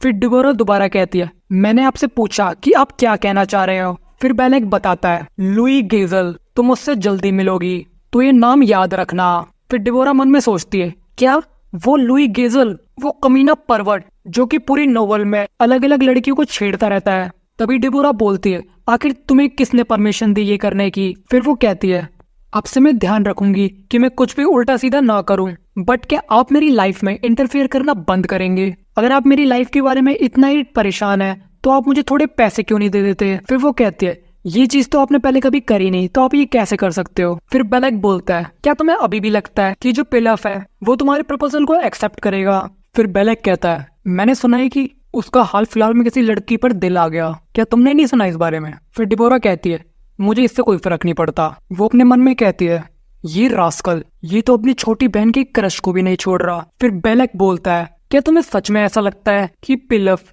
तुम जैसी लड़की को अपनी ब्राइड के तौर पे चुनेगा? तुम्हारे इस तरह के बिहेवियर की वजह से तुम किसी प्रेस्टीज फैमिली में शादी तो नहीं कर सकती जिसका ओहदा हमारी सेम्योर फैमिली के बराबर हो। बेलेक एक और पर्सन का नाम बताता है। डिबोरा उसे बीच में ही रोक देती है और वो बोलती है मैं शादी वादी नहीं करने वाली। ये सुन के बेलेक एकदम शॉक हो जाता है और बोलता है क्या कहा तुमने? डिबोरा बोलती है हाँ आपने सही सुना, मैं सिंगल ही रहूंगी। वो कहता है सब सिंगल? डिबोरा मन में कहती है अब इसको क्या हुआ, क्या ये बहरा हो गया? फिर बेलेक बोलता है अगर ये एक मजाक है तो ये बिल्कुल भी फनी नहीं था। फिर डिबोरा कहती है नहीं ब्रदर ये कोई जोक नहीं है। फिर बेलेक दोबारा बोलता है डिबोरा तुम्हें इस तरह का कोई मजाक नहीं करना चाहिए, ये तो बिल्कुल ऐसा हो गया मानो तुम एक नोबल लेडी की जो ड्यूटीज होती है उनको करने से मना कर रही हो। क्या तुम कोई नन वगैरह बनना चाह रही हो? ये सब मुझे तो तुमने बता दिया, लेकिन बाहर किसी से भी ऐसे बोलना मत, इधर एक लिमिट भी होती है। आखिर तुम कितना अपनी फैमिली को ह्यूमिलिएट करोगी? तुम बस लुई गेजल के जैसा पर्सन ही डिजर्व करती हो। मुझे पूरा विश्वास है कि फ्यूचर में मुझे इसके लिए तुम थैंक्स कहोगी। डिबोरा कहती है अब इस बारे में बाद में बात करते हैं। वो मन में कहती है अब ये क्रेजी बास्टर्ड क्या खिचड़ी पका रहा है मुझे लेकर, आखिर मुझे समझ में नहीं आ रहा अभी वो मेरे पीछे क्यों पड़ा है। और जहां तक मुझे पता है इस एस्टिया एम्पायर के लॉ के अकॉर्डिंग हर वुमेन जब वो अडल्ट हो जाती है तो उसको शादी करनी ही पड़ती है। और अब जब डिबोरा 19 ईयर्स की हो चुकी है तो इसका मतलब डिबोरा को यानी कि मुझे जल्दी से शादी करनी होगी। ये तो मैं बुरा फंस गई। आखिर इस नोवेल में ऐसे टेरिबल रेगुलेशंस क्यों हैं? फिर डिबोरा अपने मन में कहती है मेरा जो भी रोमांटिक माइंडसेट था और डेटिंग का एक्सपीरियंस था वो सब तो तभी चला गया था जब उस हांजुन बास्टर्ड ने मुझे धोखा दिया। और इस बार इस दुनिया में लुई गेदल की जैसा फॉरवर्ड पर्सन, ओह नो मैं तो बुरा फंस गई। वो कहते हैं इसका तो कोई चांस ही नहीं है कि मैं ये करूंगी। वैसे अगर देखा जाए तो फैमिली के सक्सेसर होने की वजह से बेलेक जो भी बोलेगा उसका इन्फ्लुएंस बहुत ज्यादा होगा अगर मेरी जैसी लेडी से उसको कंपेयर किया जाए तो। और अगर इसी तरह चलता रहा तो मेरा तो सच में कट जाएगा। तभी डिबोरा एक सर्वेंट को बुलाती है। फिर वो सर्वेंट कहती है यस माय लेडी। डिबोरा पूछती है क्या मैं तुमसे एक सवाल कर सकती हूँ? आखिर क्या होता है जब एक नोबल लेडी रिजेक्ट कर देती है एक मैरिज प्रपोजल को जो कि उसकी फैमिली ने उसे दिया है? बताओ ना, मैं बहुत ही ज्यादा क्यूरियस हूँ उसका जवाब जानने के लिए। फिर वो सर्वेंट घबराते हुए बोलती है माय लेडी अभी तक ऐसा कोई केस आया ही नहीं है। फिर डिबोरा कहती है अरे तुम अपनी इमेजिनेशन का यूज करो और एक बार सोच के देखो। फिर वो सर्वेंट घबराते हुए बोलती है अगर ऐसा हुआ तो आप अपनी फैमिली के नाम को यूज नहीं कर सकती और फैमिली के अंदर जो भी आपको टाइटल मिला था वो आपसे छीन लिया जाएगा और आपको नोबल सोसाइटी से भी निकाल दिया जाएगा। एंड बुरी से बुरी सिचुएशन में ये हो सकता है कि आपको मोनास्ट्री के अंदर एंटर करना पड़े। ये सुन के डिबोरा एकदम शॉक हो जाती है और वो बोलती है क्या? वो सर्वेंट बहुत ही डर जाती है और वो कहती है माय लेडी मुझे माफ कर दीजिए, मुझे ऐसा नहीं बोलना चाहिए था। और डिबोरा मन में कहती है ये तो मैं बुरा फंस गई। अगर ऐसा हुआ तो जैसा कि ओरिजिनल एंडिंग में हुआ था वही दोबारा हो जाएगा। फिर वो कहती है तो इसी वजह से बेलेक इतना बोल रहा था। तभी डिबोरा उस सर्वेंट से बोलती है ये थोड़ा स्ट्रेंज है, क्या तुमने कहा कि अभी तक ऐसा कोई भी नहीं है जिसने अपनी शादी करने से मना कर दिया हो? तो फिर मुझे ये बताओ क्या होगा अगर कि तुम्हारी फैमिली किसी पर्सन से जबरदस्ती तुम्हारी शादी कराने चाहे? फिर वो सर्वेंट बोलती है अगर सिचुएशन ऐसी हो तो हाँ, मेरे दिमाग में एक नोबल लेडी का नाम आ रहा है जिसने एक कॉमनर मर्सनरी के साथ शादी कर ली थी। इसको सुनकर डिबोरा एकदम खुश हो जाती है और बोलती है तो आखिरकार यहाँ पर भी ह्यूमंस हैं। मुझे पता था कोई ना कोई तो एक्सेप्शन होगा। अच्छा फिर ये बताओ उसके साथ आगे क्या हुआ? मैंने सुना था उसे कोई भी प्रॉब्लम नहीं आई थी क्योंकि उस यंग लेडी के पास एक टाइटल था, वो एक 6th क्लास की मेज थी और उसने एम्पायर में बहुत ही ज्यादा कंट्रीब्यूशन किया था उसके उस मर्सनरी हस्बैंड के साथ। फिर डिबोरा कहती है उसको एक टाइटल मिला था क्योंकि उसने एक वॉर के अंदर कंट्रीब्यूशन किया था। तो इन सब इन्फॉर्मेशन को अगर समराइज किया जाए, अगर मुझे शांति से एक डिसेंट लाइफ जीनी है तो मुझे एक वॉर के अंदर पार्टिसिपेट करना होगा ताकि मुझे फ्रीडम मिल सके। फिर वो सोचने लगती है माना अरे नहीं मैं तो यूज ही नहीं कर सकती, स्पोर्ट्समैनशिप, मैं तो बहुत ही बुरी हूँ इस चीज में। और तो और किसी तरह का प्रोटैगनिस्ट बफ भी नहीं है मेरे पास। और अब जब ऐसा कोई रास्ता ही नहीं है कि मैं ये सब कुछ कर सकूं, तो फिर मुझे एक टाइटल बाय करना पड़ेगा, वो भी मनी से। फिर वो सर्वेंट बोलती है, लेडी डिबोरा आप कहाँ जा रही हैं? फिर डिबोरा कहती है, अब तक सब कुछ अच्छा चल रहा था, लेकिन थोड़ी देर में मुझे रियलाइज होता है मेरे पास तो इतने पैसे ही नहीं है जो कि एक टाइटल के लिए कॉफी रहेगा। इन पैसों से तो मैं एक बैरोन का टाइटल भी नहीं ले सकती, जो कि सबसे सस्ता होता है। काश मेरे पास और थोड़ा टाइम होता। तो अब जब मैं इसके बारे में सोचूं कि लोग 19 से 22 की एज में ही शादी करते हैं, तो अगर थ्योरेटिकली सोचा जाए तो अगर मैं अपनी शादी को 2 या 3 साल पोस्टपोन कर दूं, तो इतने वक्त में मैं थोड़ा पैसा इकट्ठा करके अपने लिए एक अच्छा सा टाइटल खरीद सकती हूँ। एंड मुझे लगता है कि अब जब मैं अकेडमी में हूँ तो ये मेरे लिए बहुत ही आसान रहेगा अपनी शादी को पोस्टपोन करना। अब बात आती है कि इस बचे हुए वक्त में मैं पैसा कैसे कमाऊंगी। तभी उसके डोर पे नॉक नॉक होती है। वो कहती है कि आ जाओ अंदर। फिर हमें बताया जाता है ये ड्यूक जॉर्जियस है। वो कहता है, डिबोरा मुझे तुमसे बात करनी है। फिर वो अपने मन में सोचती है, आखिर क्या बात हो गई, कहीं फादर भी तो कोई मैरिज के बारे में बात नहीं करने वाले। फिर डिबोरा बोलती है, फादर अगर आप लेटर के बारे में पूछना चाहते हैं तो वो अभी आपको नहीं मिल सकता। ड्यूक कहता है, मैं यहाँ पे लेटर के लिए नहीं आया, तुम मुझे ये बताओ कि यहाँ पे कुछ ऐसा जो तुम्हें चाहिए। मैं कह रहा हूँ कि तुम्हें जो कुछ भी चाहिए तुम मुझे बता सकती हो, मैं तुम्हें दूंगा। डिबोरा अपने मन में सोचती है, आखिर ये कैसी सिचुएशन में आ गई मैं। फिर डिबोरा एक पोयम गाती है, फादर मैं बहुत ही ज्यादा खुश हूँ कि मैं आपके लिए वो लेटर्स को पढ़ सकती हूँ, भले ही वो व्हाइट फ्लावर्स के बारे में हो या फिर स्नोफॉल के बारे में हो। तो बस मैं इतना कहना चाहती हूँ, प्लीज फादर मुझे अपने घर से मत निकालना, मुझे आपके पास रहना है। फिर ड्यूक बोलता है, मैं जानता हूँ कि जब तुमने कहा था कि तुमको एक लिंक चाहिए जिसके थ्रू तुम मुझसे और मरियम तुम्हारी मदर से कनेक्ट हो सकती हो, मैं तुम्हारा किसी तरह का टेस्ट नहीं ले रहा, तो तुम मुझे खुलकर बता सकती हो। डिबोरा अपने मन में कहती है, मैं बिल्कुल ही पागल होंगी अगर मैं बार बार इसका ऑफर रिजेक्ट करती रहूंगी तो। तभी डिबोरा बोलती है, वेल फादर मुझे आपसे कुछ कहना है कि क्या आप मेरे नए बिजनेस में इन्वेस्ट करना पसंद करोगे? ड्यूक बोलता है, क्या? वो कहता है, क्या तुम एक बिजनेस स्टार्ट करने वाली हो?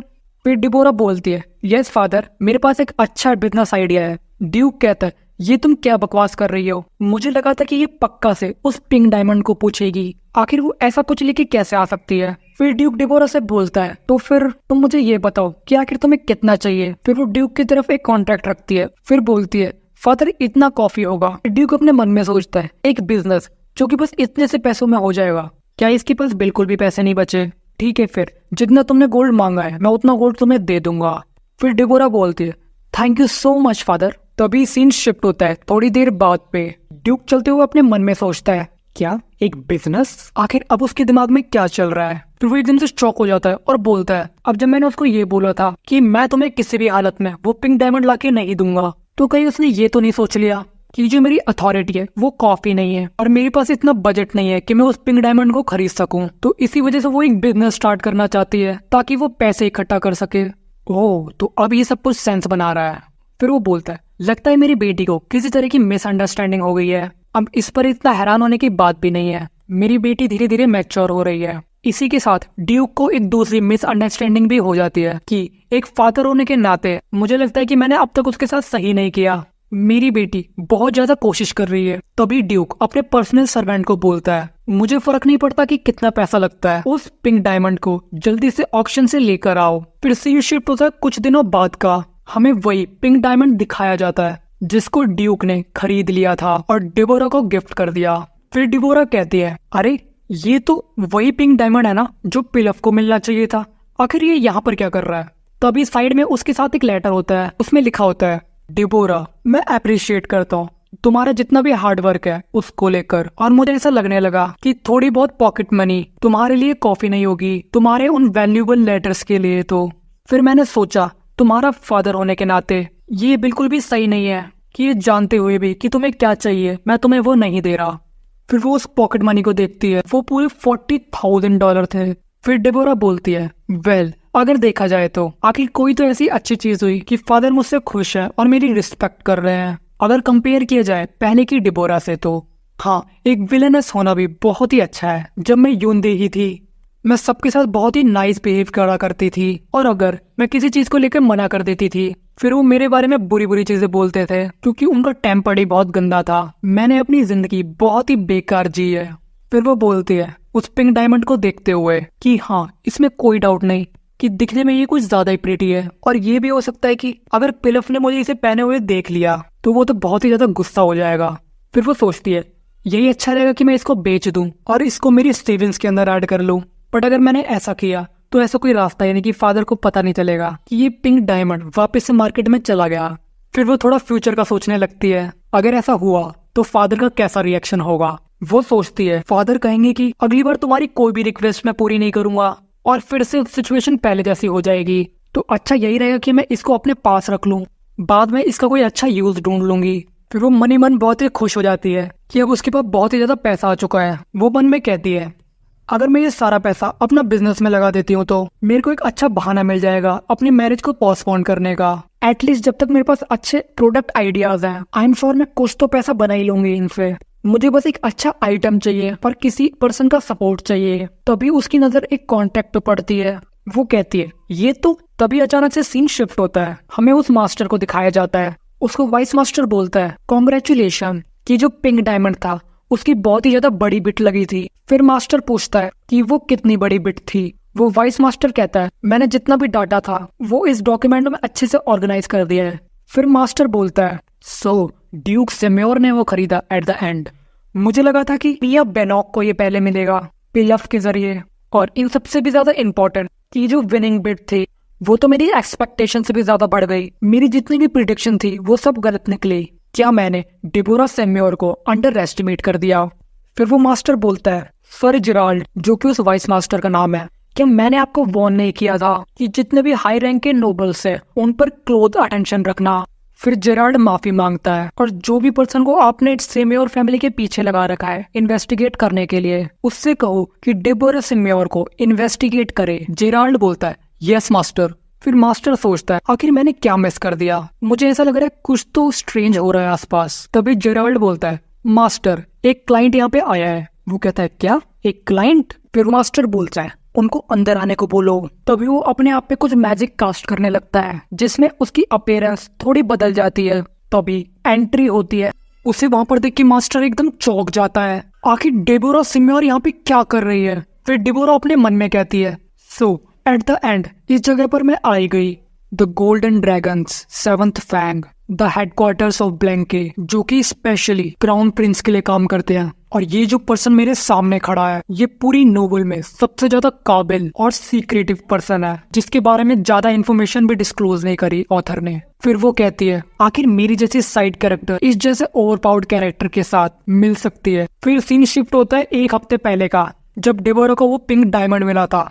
वहां पे उसे कार्ड दिखाता। फिर डेबोरा कहती है इस स्टैंप पर एक बिल्ली का लोगो है जिसकी पूंछ एकदम लंबी है, और जहां तक मैं जानती हूँ ये स्टैंप पक्का से मास्टर ऑफ ब्लैंके गिल्ड का है इस नोवेल के हिसाब से। फिर हमें मास्टर ऑफ ब्लैंके के बारे में कुछ स्पेशल बताया जाता है। वो अपने लेटर्स में अलग अलग स्टैम्प्स लगाता है उसके मूड के हिसाब से। ये जो कैट का स्टैम्प है ये वो तभी यूज करता है जब वो बहुत ज्यादा ही सेटिस्फाइड होता है। और जहां तक मुझे याद है ये स्टैम्प उसने तब यूज किया था जिस चैप्टर के अंदर क्राउन प्रिंस ने एक्शन लिया था। फिर हमें नोवेल का वो सीन दिखाया जाता है जिसमें एक पर्सन एक रूम में एंट्री करता है, उसके सामने मास्टर ऑफ ब्लैंके बैठा होता है। वो पर्सन कहता है अब डेबोरा सेम्योर मिया को कुछ ज्यादा ही हरास कर रही है और मैं चाहता हूँ कि तुम उस लड़की को रास्ते से हटा दो। एंड हाँ, मैं जानता हूँ कि ये आसान तो नहीं होगा क्योंकि वो सेम्योर फैमिली की एक डिसेंडेंट है। तभी हमें बताया जाता है ये पर्सन और कोई नहीं क्राउन प्रिंस था। फिर हमें बताया जाता है क्राउन प्रिंस ही असली ओनर है मास्टर ऑफ ब्लैंके गिल्ड का, और वही पूरी गिल्ड को चलाता है जब कभी भी उसको कोई प्रॉब्लम सॉल्व करनी होती है। तभी मास्टर ऑफ ब्लैंके बोलता है सर आपने जो कहा वो मैं कर सकता हूँ, बट ये मैं तभी कर सकता हूँ जब आप मुझे एक परफेक्ट मेथड लाके देंगे उस औरत को रास्ते से हटाने का। फिर मास्टर बोलता है मैं पूरे एम्पायर में एक ऐसा र्यूमर फैला दूंगा कि यहाँ पे एक ऐसा तरीका है जिससे कोई भी पर्सन किसी दूसरी पर्सन को कर्ज कर सकता है जिसको भी वो हेट करता हो। फिर हम ये भी र्यूमर्स फैला देंगे कि जो डेबोरा है उसने एक वॉरलॉक के साथ कांटेक्ट किया और वो बेचारी अनजान डेबोरा वो एक वुडू डॉल को क्रिएट करेगी। तभी जो क्राउन प्रिंस है वो बोलता है एक वुडू डॉल, तो हम उसको कैसे यूज में ले सकते हैं। फिर वो मास्टर सोचता है अपने मन में कि अगर मैं इनको सारे क्लूज भी दे दूं तब भी ये समझ नहीं पाएंगे। फिर वो मास्टर समझाता है सब कुछ बहुत आसान हो जाएगा जब डेबोरा पनिश की जाएगी ब्लास्फेमी के लिए। एंड वेट, अब मैं तुम्हें बता दूं वॉरलॉक वो पर्सन होते हैं जो काला जादू और विच क्राफ्ट परफॉर्म करते हैं। और ब्लास्फेमी का मतलब कोई भी ऐसा रिचुअल करना जिससे किसी गॉड या रिलीजन को ठेस पहुंचे। तो तुम कंफ्यूज मत होना। नाउ अब स्टोरी पे वापस आते हैं। फिर जो क्राउन प्रिंस है वो बोलता है, ओके तो अब मुझे समझ में आया, अगर ऐसा हुआ तो जो पूरी सेम्योर फैमिली है वो भी कुछ नहीं कर पाएगी, जितनी भी सेंटेंस है उनके सामने, और मेरा काम भी हो जाएगा, और जो डेबोरा है वो भी रास्ते से हट जाएगी। फिर क्राउन प्रिंस बोलता है, जैसा कि मैंने तुमसे एक्सपेक्ट किया था। इसके बाद वो मास्टर को पेमेंट कर देता है। मैंने कुछ लैंड और एडिशनल गोल्ड भी इस कॉन्ट्रैक्ट में ऐड कर दिया है जो कि तुम्हें चाहिए था। फिर वो मास्टर बोलता है, मैं कम से कम उस औरत को मॉनेस्ट्री के ट्रायल में तो डाल सकता हूँ। तभी वो उस कॉन्ट्रैक्ट पे वही कैट वाला स्टैंप लगा देता है जो कि वो तभी यूज करता है जब वो बहुत ज्यादा सेटिस्फाइड रहता है। फिर क्राउन प्रिंस बोलता है, अगर मैं इसके बारे में सोचूं कि तुम अपने कॉन्ट्रैक्ट्स पे अलग अलग स्टैम्प्स यूज करते हो अपने मूड के हिसाब से, तो ये जो तुम्हारा टेस्ट है ये सरप्राइजिंगली थोड़ा चाइल्डिश नहीं लगता? फिर वो मास्टर बोलता है कि आपको नहीं लगता ये जो स्टैम्प है ये मेरी कैट से मिलता है? ये सुन के जो क्राउन प्रिंस है वो बोलता है, तो तुम भी मजाक करना जानते हो, क्या तुम इस स्टैम्प का मुझे मतलब बता सकते हो? क्योंकि इस बिल्ली की जो टेल है वो कुछ ज्यादा ही लंबी नहीं है। हाँ, अगर आपको ये जानना है तो मैं बता सकता हूँ, लेकिन उसके लिए 10 गोल्ड लगेंगे। बट आपसे मैं सिर्फ 9 गोल्ड और 99 सिल्वर टेल्स लूंगा, क्योंकि इस वक्त मैं एक अच्छे मूड में हूँ। वैसे भी मैं एक सिल्वर टेल तो माफ कर ही सकता हूँ, क्योंकि मैं योर हाइनेस के साथ डील कर रहा हूँ।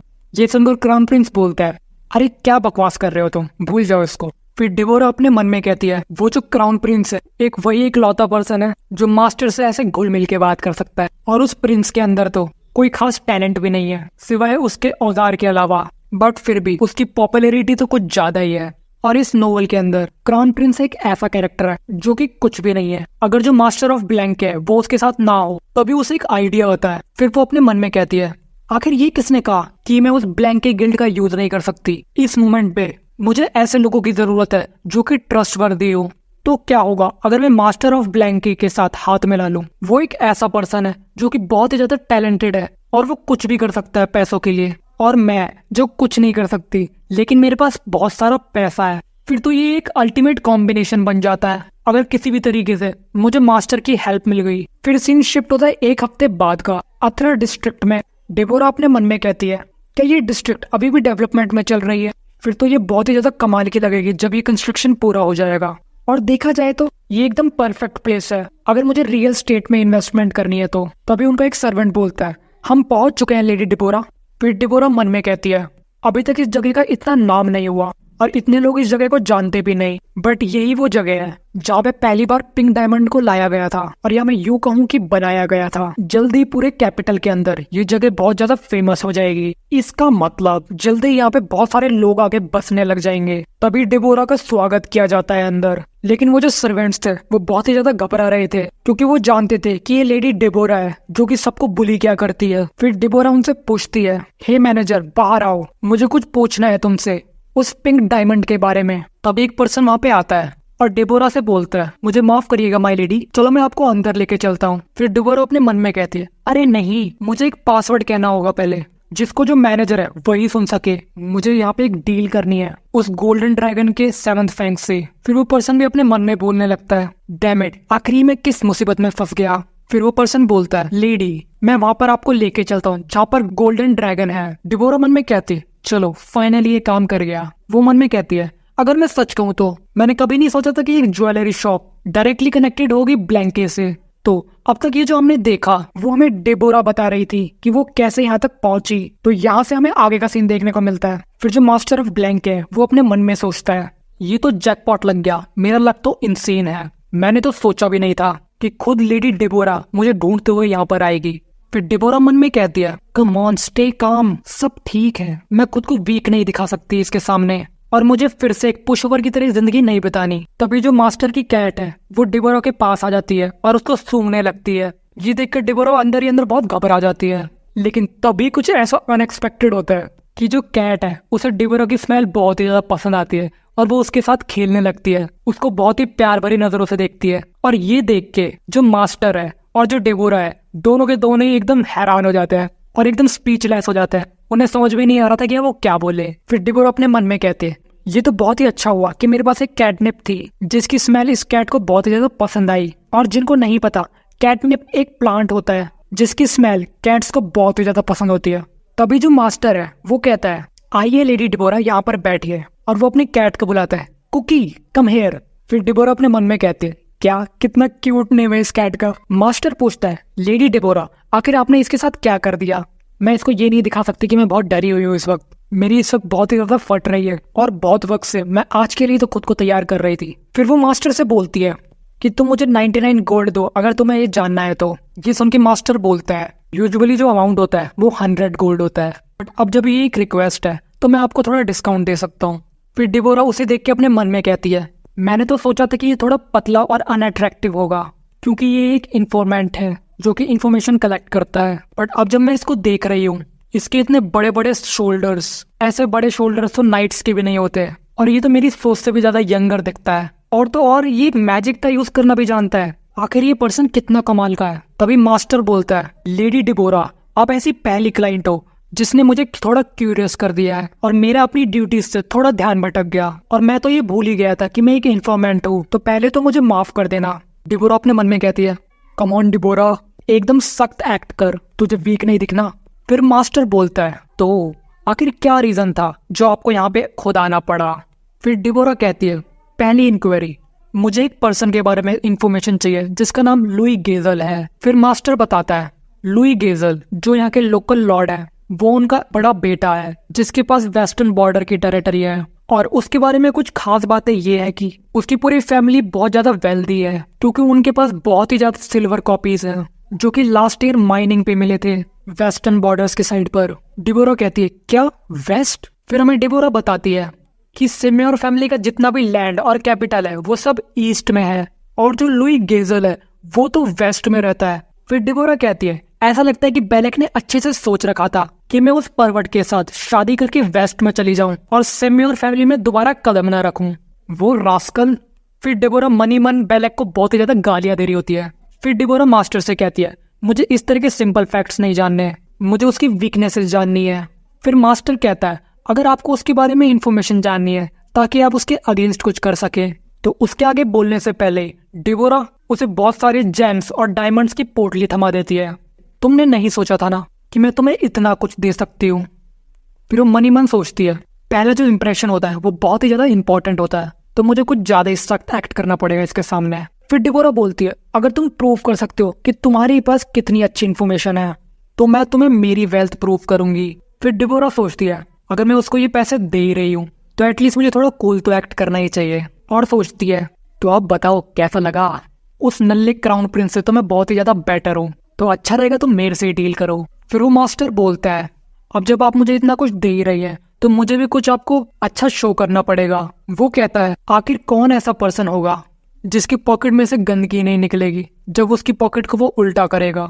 फिर डिबोरा कहती है, हाँ सॉरी, पक्का से लुई गेजल के अंदर भी कुछ ना कुछ गंदगी है।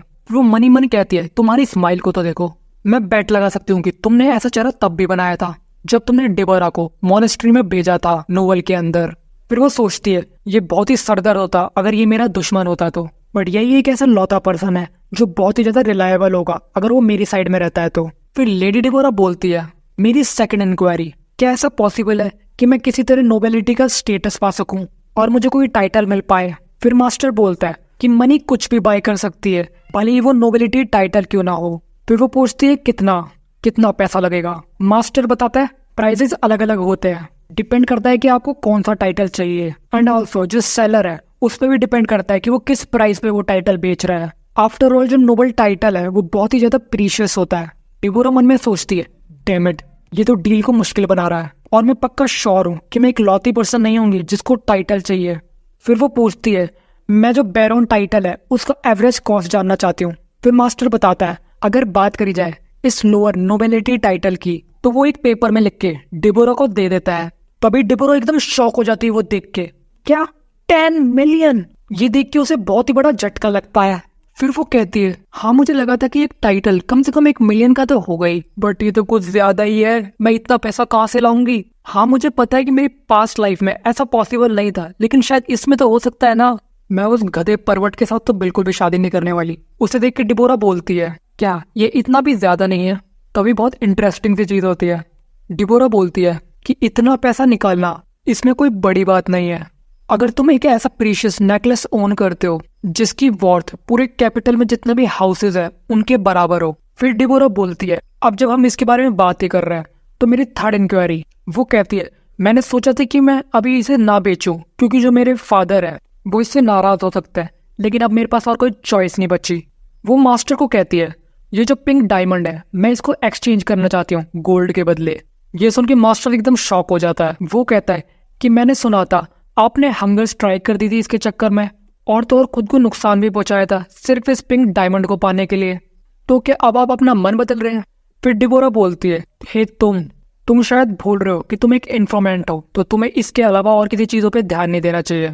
फिर वो कहती है, अगर तुम्हें मुझसे कुछ क्वेश्चंस पूछने हैं तो तुम्हें पहले मुझे गोल्ड देना पड़ेगा जैसे तुम दूसरों से मांगते हो, फिर मैं तुम्हें इसका आंसर दूंगी। ये सुन के मास्टर एकदम क्रीपी स्माइल देता है।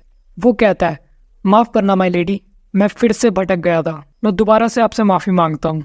लेकिन डिबोरा को तो अंदर बहुत ही ज्यादा घबराहट हो रही थी। डिबोरा मन में सोचती है, हाँ मुझे पता है कि ये मास्टर ऑफ ब्लैंके है, बट आखिर ये मेरा बिगाड़ ही कह सकता है। आखिर मैं ड्यूक की बेटी जो हूँ, बट मुझे एकदम टफ एक्ट करना ही पड़ेगा इसके सामने, क्योंकि ये एक ऐसा पर्सन है अगर इसने मेरे अंदर कोई भी वीकनेस देख ली तो ये उसका पूरा एडवांटेज उठाएगा। मास्टर कहता है, तो फिर क्या आप इस पिंक डायमंड से पीछा छुड़ाना चाहते हैं, वो भी ड्यूक की पीठ पीछे? फिर डिबोरा कहती है, हाँ बिल्कुल।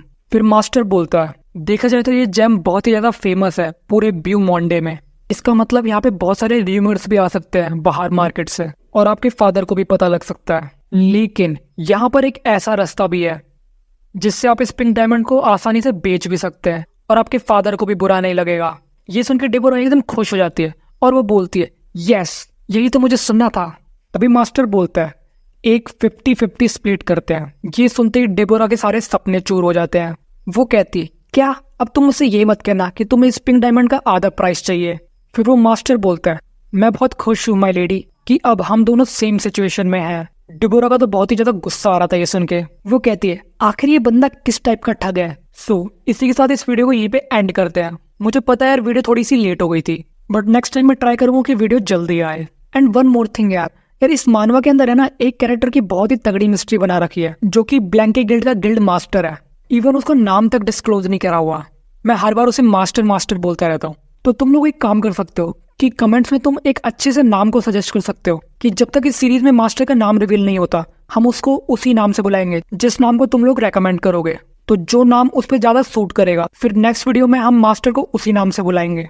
एंड हाँ, ये वीडियो तुम्हें लग सकता है थोड़ी छोटी हो, लेकिन डोंट वरी, नेक्स्ट जो वीडियो आएगी इसकी वो 1 घंटे से ऊपर की होगी। तो अगर वीडियो अच्छी लगी हो तो लाइक जरूर करना, और हाँ बोलने की जरूरत ही नहीं है, तुम सब्सक्राइब भी कर ही दोगे। मैं मिलता हूं तुम्हें